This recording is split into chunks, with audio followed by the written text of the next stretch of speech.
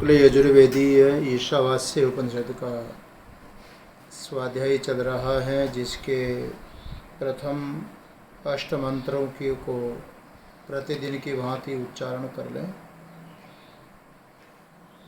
ईशावास्यमिदं सर्वं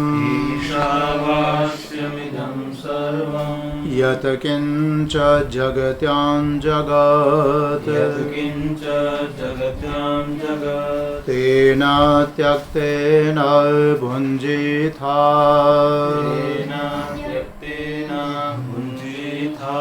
मा गृधः कस्य स्विद्धनं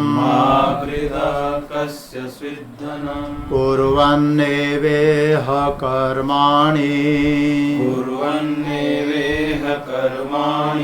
जिजीविषेच्छतं समाः एवं त्वयि नान्यथेतोऽस्ति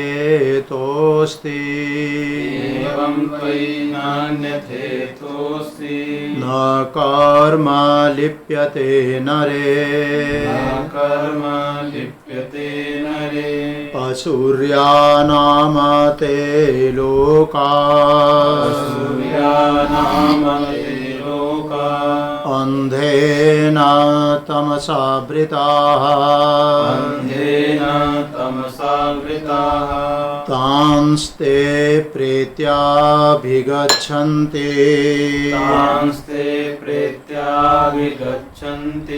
एके चात्महनो जनाः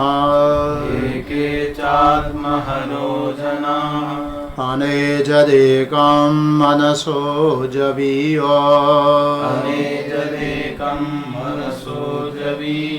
नैनद्देवा आप्नुवन् पूर्वमर्षत् तद्धावतोऽन्यानत्तेति तिष्ठत् तस्मिन्नपो मातरिष्वा दधाति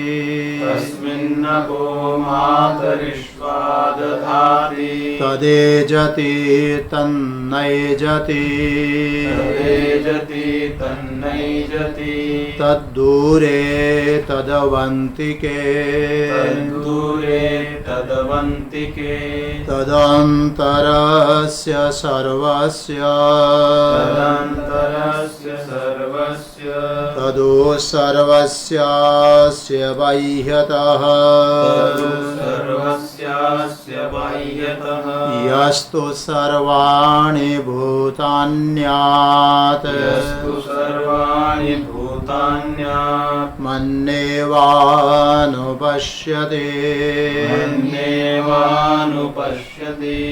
सर्वभूतेषु चात्मानं ततो न विजुगुप्सते यस्मिन् सर्वाणि भूतान्यात् मय्वाभूद्विजानतः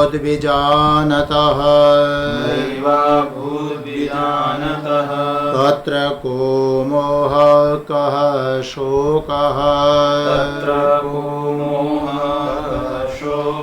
एकत्वमनुपश्यतः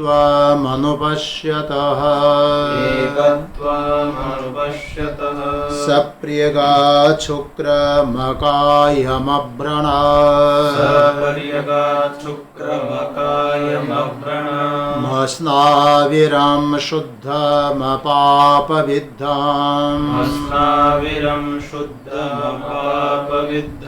कविर्मनीषी परिभुः स्वयंभोः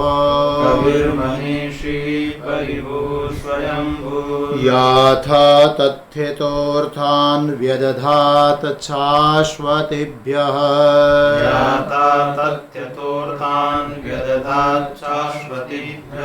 समाभ्यः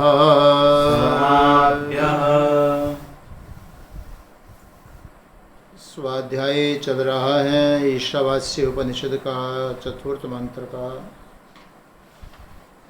कल भाष्य संपन्न हुआ। प्रथम मंत्र में जिस एक ईश्वर स्वरूप आत्मा के द्वारा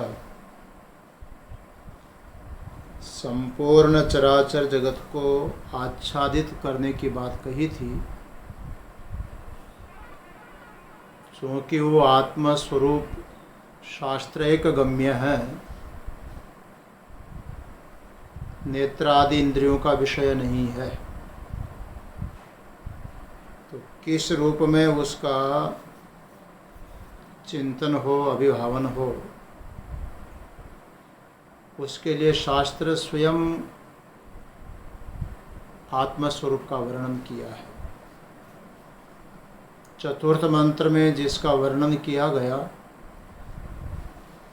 इस पंचम मंत्र में भी उसी प्रकार के भाव को श्रुति पुनः दोहरा रही है। भाव लगभग समान है, इसलिए आचार्य शंकर इस चतुर्थ मंत्र का पंचम मंत्र के साथ में जब संबंध भाष्य लिख रहे हैं तो एक सुंदर पंक्ति दी है कि न मंत्राणाम जामिता अस्ति इति पूर्व मंत्रोक्तम अपि अर्थम पुनः आह। कहते हैं जो वेद मंत्र होते हैं उनको जामिता नहीं होती। जामिता जानते हैं?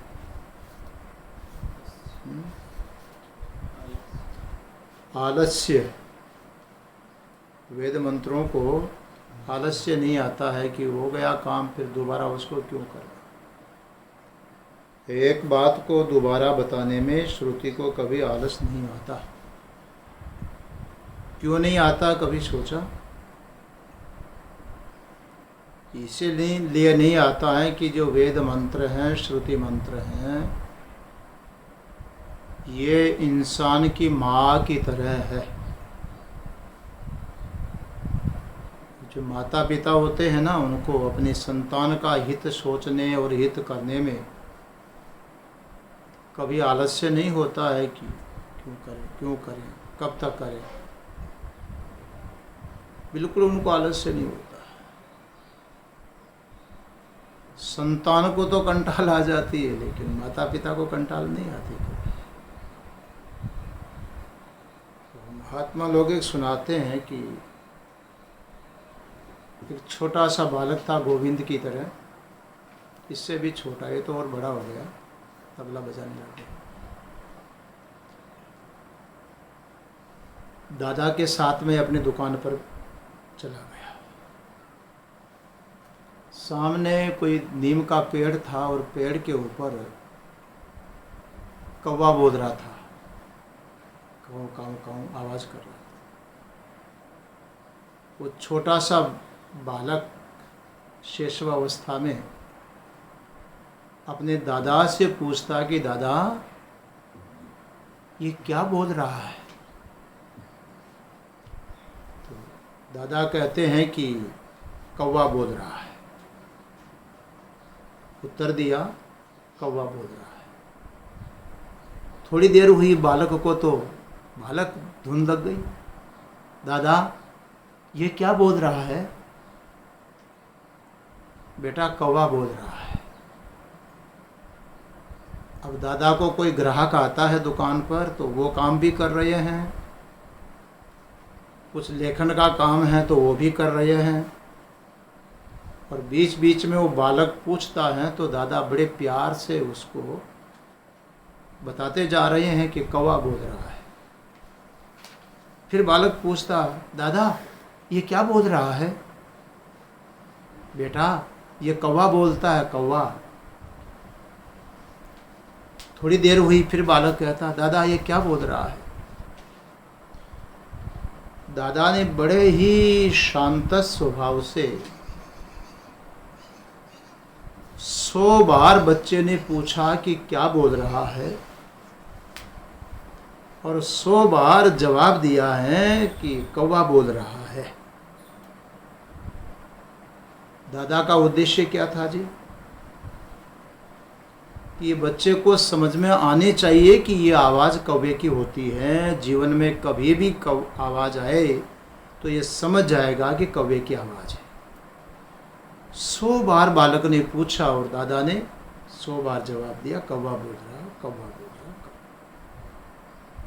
चलो, दादा बड़े बुद्धिमान थे। उस दिन की जो डायरी लिखी थी उन्होंने, वो प्रतिदिन अपने जीवन में हर दिन अपने कार्य की डायरी लिखते थे। तो उस डायरी में ये बात भी लिखी गई कि आज हमारे नन्हे से पौत्र ने मुझे 100 बार पूछा क्या बोल रहा है, और मैंने 100 ही बार उसको जवाब दिया कि कौवा बोल रहा है। ठीक, लिख लिया, बात खत्म हो गई। धीरे धीरे धीरे बालक बड़ा हुआ, पढ़ाई लिखाई हुई, अब वो भी बिजनेस के काबिल हो गया, धंधा करने लगा। समय आया कि माता पिता ने शादी विवाह भी कर दिया, उसके बाल बच्चे पैदा हो गए, वो स्वयं पिता बन गया। मगर जो दादा था वो बहुत कमज़ोर हो गए, वृद्धावस्था आ गई। ये समझ लो कि 95 साल की उम्र हो गई। अब दादा जहाँ बैठा करते थे वहाँ पर वो बालक अपने प्रतिष्ठान पर दुकान पर जाकर के बैठने लगा। दादा घर में बैठे बैठे कंटाल जाते हैं तो थोड़ा टाइम पास करने के लिए वो भी शॉप पर दुकान पर जाकर के बैठ जाएं। एक रोज़ दुकान पर बैठे हुए थे, वही पौत्र ग्राहकों के साथ में अपना व्यवहार धंधा कर रहा था, लेन देन, कुछ लिखना पड़े, कहीं कंप्यूटर चलाना पड़े तो वो भी काम कर रहा था। इतने में योगायोग सामने के पेड़ पर कौवा बोलने की आवाज़ आई। तो दादा ने अपने उस पौत्र से पूछा कि बेटा, ये आवाज़ किसकी आ रही है? तो बेटे ने कहा, दादाजी कौवा बोल रहा है। फिर धंधे में लग गया बेटा। कौवा तो आप जानते हैं बहुत देर तक बोलता रहता है ऐसे ही। थोड़ी देर में फिर दादा ने उस पौत्र से पूछा, अरे बेटा ये क्या बोल रहा है रे? दादाजी मैंने कहा ना कौवा बोल रहा है। दादा चुप हो गए। थोड़ा समय निकला, फिर दादा कहने लगे, बेटा ये क्या बोल रहा है? बेटे को गुस्सा आया, दादा तुम्हारा दिमाग खराब तो नहीं है? मैंने कितने बार बताया आपको कौवा बोल रहा है। ऐसे पूछते रह हो जैसे कभी सुना ही नहीं है, क्या बोल रहा, क्या बोल रहा कर रहे हो। 3 बार पूछा, इसमें बच्चे ने आंखें दिखाना शुरू कर दिया। दादा ने कहा, मेरी गलती हो गई बेटा, एक वो पुरानी डायरी पड़ी हुई है, जरा निकाल के लाओ तो, मुझे कोई एक चीज़ बतानी है तुमको। गुस्सा तो आ रहा था कि आज दादा का दिमाग खराब है, मैं ग्राहकों के साथ में काम करूं, लेन देन का व्यवहार करूं, अपना बिजनेस करूं, कि इस बूढ़े के साथ में बस मैं भी बूढ़ा बन करके ऐसे ही परेशान होता रहूं। पर दूसरे लोग क्या कहेंगे, अच्छा नहीं लगेगा, चलो मंगाते हैं तो दे देते हैं। कौन सी डायरी? वो पड़ी है, एक लाल डायरी पड़ी, वो निकाल के ला। वो डायरी निकाल करके लेकर के आया। दादा ने लिया, उसके पृष्ठ बदले, पन्ने बदले, वो तिथि तारीख समय निकाला जब बच्चे ने पूछा था कि क्या बोल रहा है। उसने निकाल करके दिखाया कि बेटा इसको पढ़। तूने मुझे कितनी बार पूछा था कि क्या बोल रहा है? 100 बार तूने पूछा क्या बोल रहा है।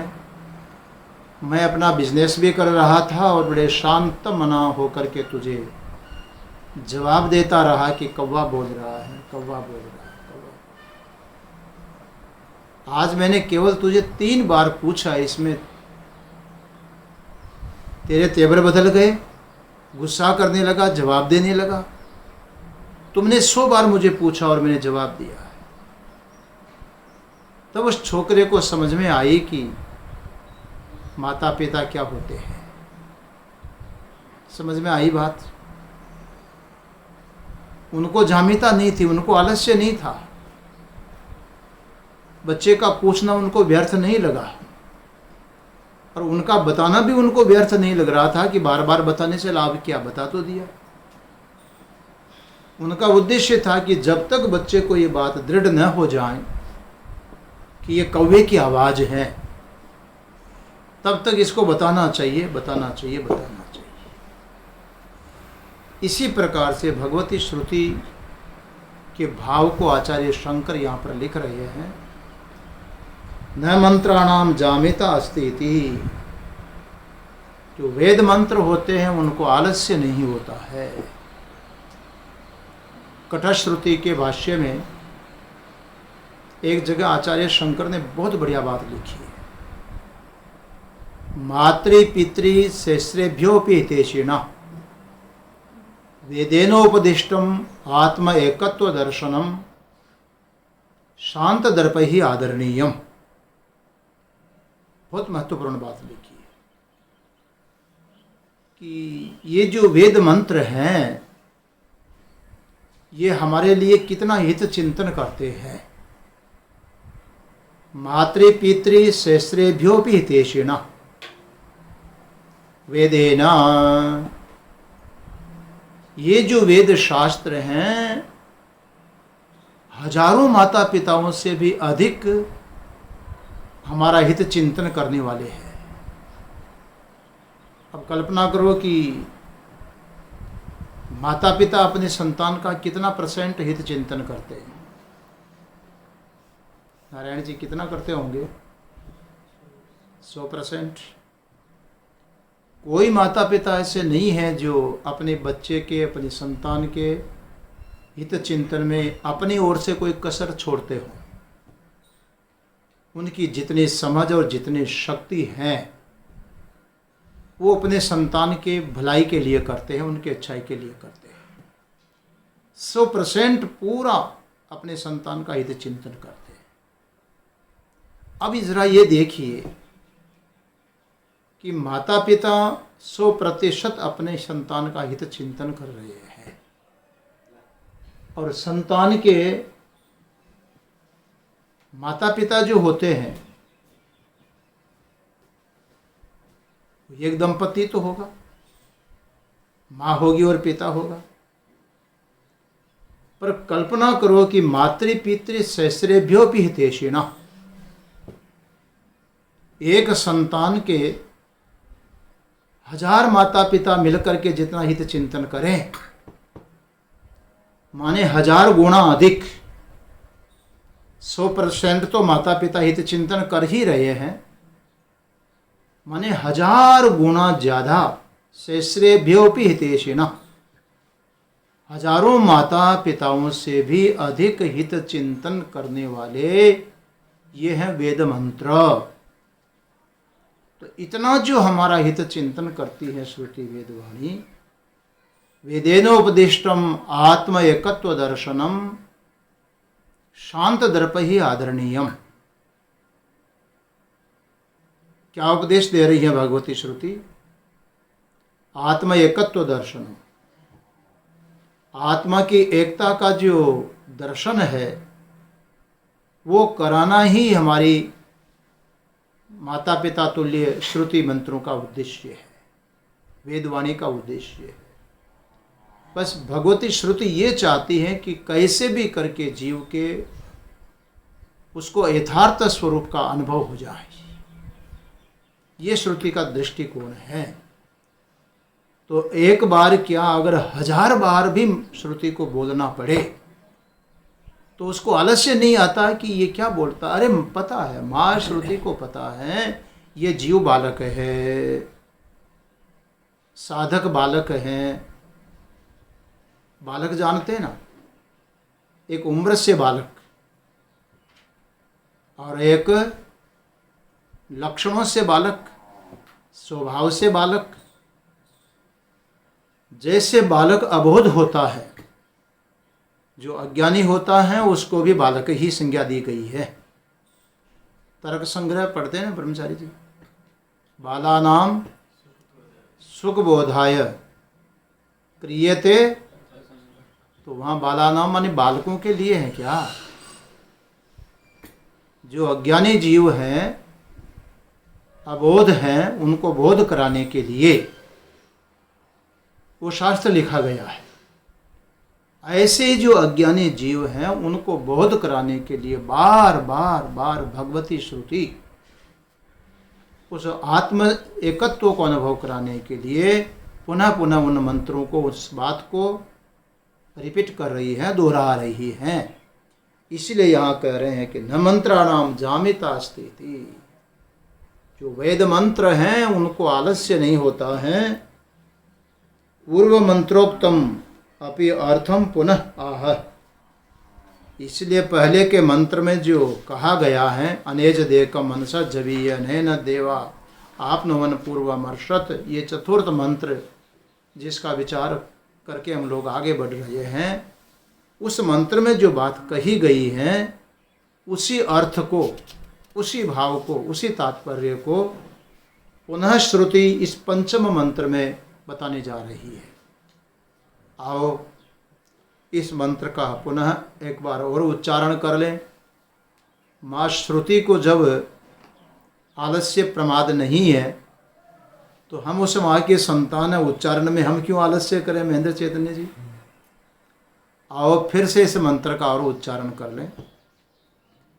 तदेजति तन्नैजति, तदेजति तन्नैजति, तद्धूरे तदवन्तिके, तद्धूरे तद्वन्तिके, तदन्तरस्य सर्वस्य, तदन्तरस्य सर्वस्य, तदो सर्वस्यास्य बाह्यतः, सर्वस्यास्य बाह्यतः।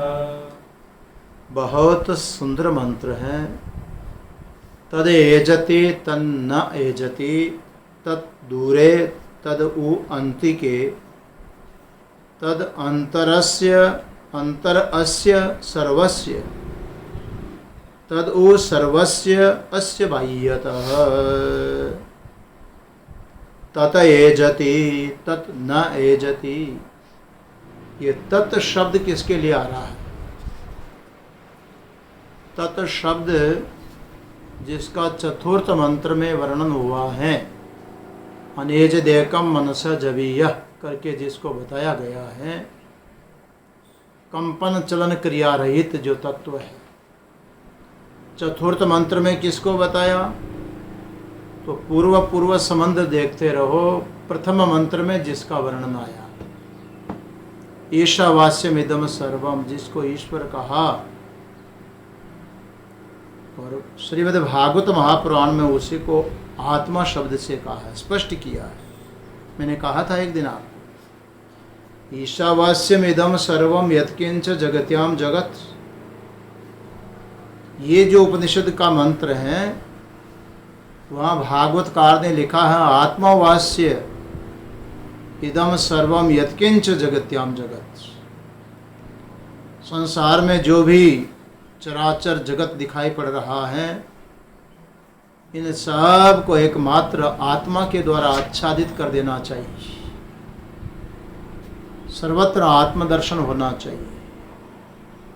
तो जिस आत्मा का वर्णन प्रथम मंत्र में हुआ, जिसका स्पष्टीकरण चतुर्थ मंत्र में हुआ, उसी आत्म तत्व को यहाँ तत् शब्द से बोल रहे हैं, तत् एजति। और वहाँ क्या कहा था? अनेजत चतुर्थ मंत्र में वो प्रच्युति रहित है, चलन क्रिया रहित है, गति रहित है। और यहाँ कहते हैं तत एजति, वो चलता है, गति करता है, कंपन हो रहा है।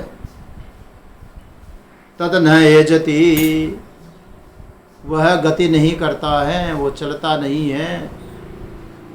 अब बताइए, इस प्रकार से लोक व्यवहार में यदि कोई व्यक्ति बोले तो उसको क्या संज्ञा दोगे हर्षचेतन जी? वह खाता है वो नहीं खाता, वो चलता वो नहीं चलता, वो बोलता वो नहीं बोलता है, वो सुनता वो नहीं सुनता, वो बैठता वो नहीं बैठता है, वो सोता वो नहीं सोता है, वो खाता वो नहीं खाता है। ऐसा दोनों तरफ बोले तो उसको क्या कहेंगे? ये कहना पड़ेगा कि इसका तो जो है वो मस्तिष्क का स्क्रू है वो लूज हो गया। कहीं मस्तिष्क विशेषज्ञ को दिखाना पड़ेगा, यही तो कहना पड़ेगा ना। ऐसा ही लगता है। पर यहाँ बोलने वाला कोई पागल नहीं है। यह हजारों माता पिताओं से भी अधिक हित चिंतन करने वाली माँ श्रुति बोल रही है, वेदवाणी बोल रही है। यह नशे में नहीं बोल रही है, पूरे होश हवास में बोल रही है। तद एजति तन्न एजति, वो चलता है और नहीं भी चलता। आत्म स्वरूप जो है, इसका अर्थ हुआ कि औपाधिक रूप से चलता हुआ सा मालूम पड़ता है, चलते हुए जैसा है, सचमुच में चलता नहीं है। और निरुपाधिक रूप से तत् न आयजति, वो चलता नहीं है, उसमें क्रिया नहीं है। औपाधिक रूप से चलता हुआ जैसा है, निरुपाधिक रूप से जैसा है वैसा का वैसा है। वहाँ कहा था न तिष्ठत, यहाँ बोल दिया न एजति, गति रहित है, अर्थात कूटस्थ तत्व है, प्रच्युति रहित है, अपनी स्थिति में जो का त्यों है। तद दूरे तदु अंतिके, वो जो आत्म तत्व है बहुत दूर है, दूर है, दूर है, दूर में स्थित है। अच्छा ये बताओ, कभी ऐसा महसूस किया कि आत्मा बहुत दूर है? कभी महसूस किया? तो श्रुति कह रही है कि तद दूर है, वो दूर में है, बहुत दूर है। बोले नहीं नहीं, दूर होगा तो फिर जिंदा कैसे है? अरे भाई तदु अंतिके, अरे निश्चित रूप से वो नज़दीक है, इतना नज़दीक है कि तुम्हारे भीतर ही बैठा हुआ है। देखो महेंद्र चेतन पास बैठे हैं, इनसे पास में, मेरे पास में कौन है? बोले ये शरीर। मैं जिस शरीर में बैठा हूँ वो महेंद्र चेतन के शरीर से मेरे नज़दीक है कि दूर है? क्या मैं जिस शरीर में हूँ वो शरीर मेरे नज़दीक है कि महेंद्र चेतन नज़दीक है? कौन है नज़दीक? शरीर नज़दीक है, पास में है। अच्छा शरीर मेरे पास में है, पर शरीर से जो ये समझ रहा हूँ कि ये शरीर मेरे पास में है, ये बुद्धि पास में है कि शरीर पास में है? जिससे ये समझ आ रही है कि पास में है। कौन? बोले शरीर पास में है, महेंद्र चैतन्य के शरीर से। ये जिस बुद्धि के द्वारा समझा है, ये बुद्धि पास में है कि अपना शरीर पास में है? नज़दीक कौन है? बुद्धि कितने नज़दीक है? बोले शरीर तो बाहर दिख रहा है, पर जिस बुद्धि में ये निश्चय हुआ है कि शरीर पास में है, वो बुद्धि तो बिल्कुल नज़दीक है, वो तो अंदर में है, अंति के भीतर के अंदर ही विद्यमान है। अच्छा ये बताओ कि जिस बुद्धि से ये बात समझ में आ रही है कि शरीर ब्रह्मचारी के शरीर से शरीर पास में है, वो बुद्धि नज़दीक है, पर बुद्धि में जो ये समझ आई है, बुद्धि का जो उपादान कारण है वो क्या है? जड़ है कि चेतन है? उपादान कारण, परिणामी उपादान कारण प्रकृति है, जड़ है। बुद्धि प्रकृति का कार्य है, तो जड़ में तो ये ज्ञान आ नहीं सकता कि ये शरीर नज़दीक है कि वो शरीर नज़दीक है। जड़ में ज्ञान कैसे आएगा? तो जो जड़ बुद्धि है उस बुद्धि में भी जो चेतना आ रही है, वो चेतना जिससे आ रही है वो तत्व वो चेतन बुद्धि के बाहर है कि बुद्धि के अंदर है? क्या कहोगे महेंद्र चेतन जी? बुद्धि में जो चेतना आ रही है, जिसकी चेतना बुद्धि में अभिव्यक्त हो रही है, प्रकट हो रही है, वो तत्व बुद्धि के बाहर है कि बुद्धि के भीतर है? बुद्धि के भीतर है। वो कितना नजदीक है हमसे? बोले ये विचार जहां आ रहा है उसके मूल में वो तत्व ही बैठा हुआ है, वही तो मैं हूं। इसलिए कहते तद्वो अंतिके, निश्चित रूप से वो तो इतना नजदीक है कि शरीर से भी इंद्रियां, इंद्रियों से भी मन, मन से भी बुद्धि और बुद्धि के भी भीतर में बैठा हुआ, अंदर में बैठा हुआ, इतना नजदीक है। इसलिए महिम्न स्तोत्र का पाठ करते हैं हम लोग। वहाँ एक बहुत बढ़िया श्लोक आता है, नमो नेदिष्ठाय प्रियदवदविष्ठाय च नमः। नमः नेदिष्ठाय, वो नजदीक से नजदीक स्थित है, पास में से पास में स्थित है।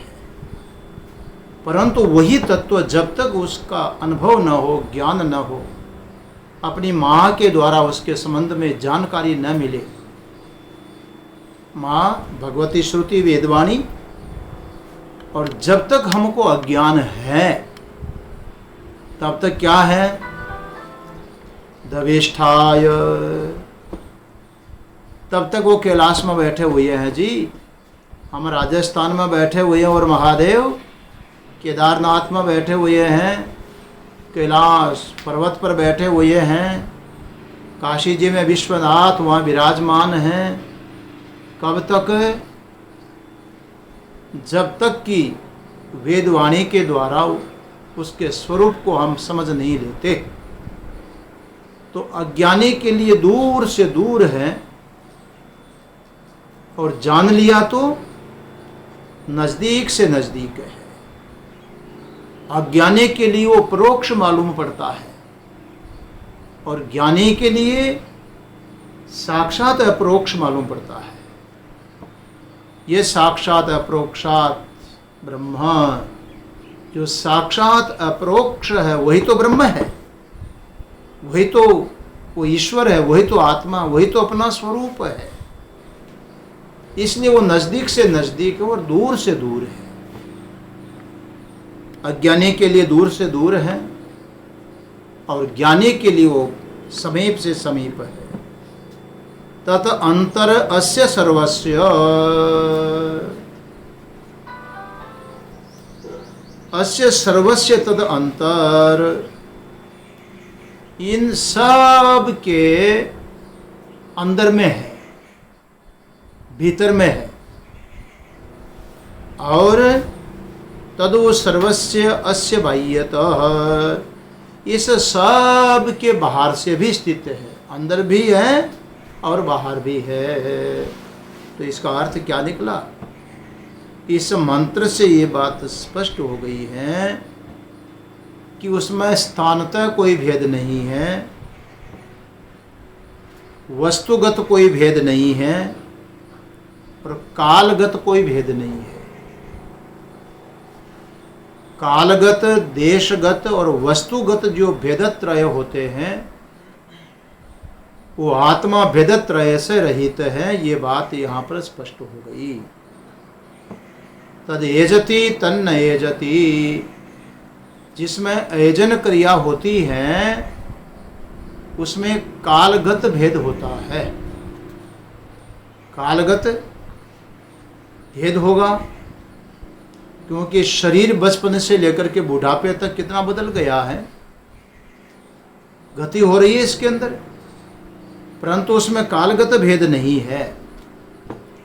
तदूरे तद्वो अंतिके, इससे तात्पर्य निकलता है कि उसमें वस्तुगत क्या देशगत भेद नहीं है। इसलिए वो नज़दीक भी हैं और अज्ञानी के लिए दूर भी है। ये बात भी यहाँ से निकल रही है। तो कालगत भेद परिच्छेद से रहित हैं और स्थानगत भेद से भी रहित हैं व्यापक होने के कारण। तद अंतरस्य सर्वस्य तदो सर्वस्य आस्य बाह्यत। इसका अर्थ हुआ कि वो वस्तुगत भेद से भी रहित है। क्यों? सर्वस्य जो शब्द दिया है उसमें सब आ गए, जड़ और चेतन, स्थावर जंगम, सबको ले लीजिए, प्राणी जगत को, अप्राणी को, सबके भीतर। तो सबके भीतर भी हैं और सबके बाहर भी हैं। इसका अर्थ हुआ कि वो वस्तुगत भेद उसके अंदर विद्यमान नहीं है। तीनों प्रकार के भेद से रहित जो हैं वो तुम्हारा स्वरूप है। तुम्हें किसी काल में बदलने वाले नहीं हो और किसी स्थान पर तुम्हारा अभाव नहीं है, किसी में भी तुम्हारा अभाव नहीं है। किसी में, कहीं पर और कभी भी तुम्हारा अभाव नहीं हो सकता। ये माँ भगवती श्रुति हमको बताना चाहती है। तो जिसको आत्म तत्व बोला है, जिसको ईश्वर शब्द से कहा है, ये परस्पर विरुद्ध कहने का अर्थ यही है कि भेदत्रय रहित आत्मा है। तदा तत आत्म तत्वम यत प्रकृतम तद एजति चलति तदेव न एजति स्वतः न एव चलति स्वतः अचलम एव सत चलति इव इत्यर्थः। तत आत्मतत्वम, वो जो आत्मतत्व है, तत् शब्द का अर्थ किया आत्मतत्व। और आत्मा शब्द बोलते ही व्यक्ति को अपने स्वरूप पर भाव आना चाहिए। आत्मा किसके लिए बोलते हैं? माया के लिए। इसलिए आचार्य तत्व को आत्मा शब्द से बोल रहे हैं कि किसी राजा रानी की कहानी नहीं चल रही है, किसी दूसरे व्यक्ति की कथा नहीं चल रही है, कोई हिस्ट्री नहीं चल रही है। ये तो तुम्हारी अपने स्वयं की कथा है, तुम्हारे अपने आप की कथा है।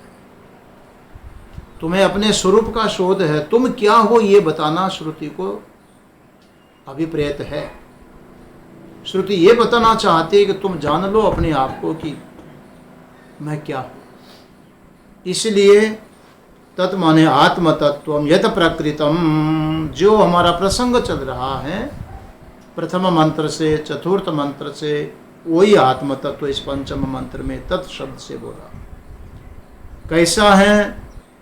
बोले तद एजति चलती तदेव च न एजति। वो चलता है और वो नहीं भी चलता है। च का अर्थ यहाँ पर आप ही अर्थ में करो। वो चलता है और नहीं भी चलता है, माने स्वतः नेव चलती। इसका तात्पर्य है कि चलता तो है पर स्वतः नहीं चलता है। तो कैसे चलता? स्वतः नहीं चलता। उसके ऊपर कोई ऑर्डर आता होगा, कोई आदेश आता होगा। बोले भाई उसके ऊपर तो कोई है ही नहीं। पुरुषाद न परम किंचित सा काष्ठा सा परागति। उसके ऊपर तो कोई है नहीं जिसका ऑर्डर हो।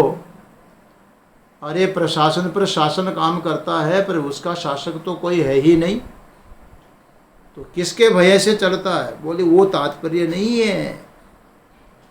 कहने का अर्थ है कि स्वतः नैव चलती, स्वतः नहीं चलता तो फिर कैसे चलता है? बोले स्वतः तो अचलम एव सत।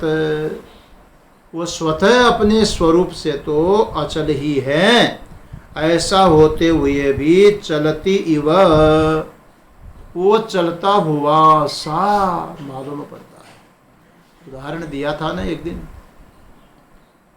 कि ट्रेन में बैठा हुआ व्यक्ति स्वतः तो नहीं चल रहा है, आराम से सोया हुआ है, परंतु सवेरे जब स्टेशन पर उतरता है, जहाँ कहीं जाना होता लक्ष्य पर, और दिन में जिससे मिलना था उससे मिलता है, तो कहता है भैया जी आपसे मिलने के लिए मैं पूरी रात चल के आया हूँ, आपसे मिलने के लिए कल से निकला हुआ हूँ। कल शाम को 5 बजे निकला और सवेरे 4 बजे कोटा पहुँचा हूँ आपसे मिलने के लिए। अब 5 बजे शाम को निकला, सवेरे 4 बजे 11 घंटे चला। कहाँ से निकले? बोले बम्बई से चला, कोटा उतरा। तो कोई आदमी बम्बई से चल करके 900 किलोमीटर 11 घंटे में पहुंच सकता है क्या? तो उसका अर्थ ये हुआ कि वो नहीं चला है पर चलने वाले के ऊपर बैठ गया। यही तो अर्थ निकलेगा ना, चलने वाले पर बैठ गया है। ऐसे ही आत्मा भी स्वतः अचलम एवं सत, वो चलता नहीं है, अचल है स्वतः तो, पर ऐसा होते हुए भी चलने वाले पर बैठ गया है। तो चलती वच, चलता हुआ जैसा मालूम पड़ता है। यो माने जैसा, चलता हुआ सा मालूम पड़ता है। कौन चल रहा है ये बताओ फिर, किसके ऊपर बैठे हुए हैं जी? महेंद्र जी किस पर बैठे, कहाँ बैठे हुए हैं जो चलते हुए ऐसे मालूम पड़ रहा है? स्वरूपतः आत्मा अचल है तो चलता हुआ सा मालूम पड़ रहा है। किस कारण से, किस पर बैठा हुआ है?